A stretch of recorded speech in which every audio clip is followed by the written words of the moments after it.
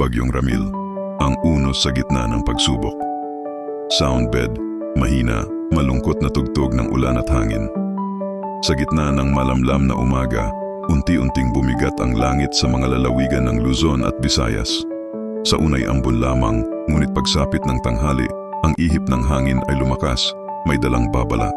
Dumating na ang Tropical Storm Fengshen na sa bansa ay mas kilala bilang Bagyong Ramil.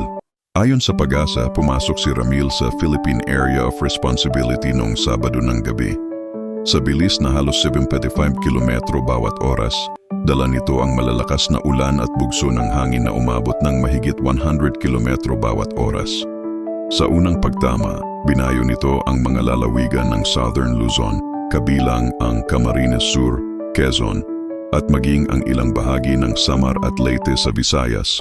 Malakas na ulan, kalabog ng yero. Sa bayan ng Bato, Catanduanes, si Mang Rodel ay abala noon sa pagtatali ng bubong ng kanilang bahay.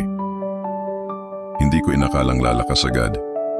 Maya-maya, nagliparan na ang yero. Aniya habang tinutulungan ang kapitbahay na mag-ayos ng nasirang dingding. Sa mga ganitong pagkakataon, wala silang ibang magagawa kundi magdasal at maghintay na humupa ang unos. Ngunit hindi lahat ay ligtas. Sa Albay, isang lalaki ang naiulat na nasawi matapos tangayin ng rumaragasang tubig habang tinatawid ang isang sapa. Ayon sa disaster officials, umabot na sa mahigit 5,000 residente ang inilikas sa mga paaralan at covered courts na pansamantalang ginawang evacuation center. May mga bata, matatanda, at may kapansanan, lahat ay nagtipon sa gitna ng lamig ng gabi, umaasang ligtas silang makakauwi kapag tumila na ang ulan. Tahimik na tunog ng ulan, boses ng mga bata sa background. Sa Eastern Samar, si Aling Minda ay isa sa mga inilikas. Wala kaming dalang marami, damit lang at kaunting bigas, sabi niya, habang tinatabihan ng anak na umiiyak dahil sa takot. Pero kahit mahirap, nagpapasalamat siya na may mga volunteer mula sa Red Cross at lokal na. Ngunit gaya ng dati, hindi nagpapadaig ang mga Pilipino. Sa kabila ng unos, nagsimula agad ang bayanihan. May mga kabataang nag-organisa ng relief drive, mga tricycle driver na voluntaryong nagsakay ng evacuees, at mga guro na nagbukas ng paaralan bilang silungan.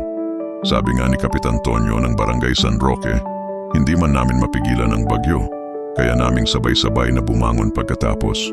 Ngayong muli na namang nagpakita ang lakas ng kalikasan, paalala ito na sa bawat ulan at hangin, naroon din ang tibay ng puso ng Pilipino, matatag, mapagkalinga, at handang magtulungan.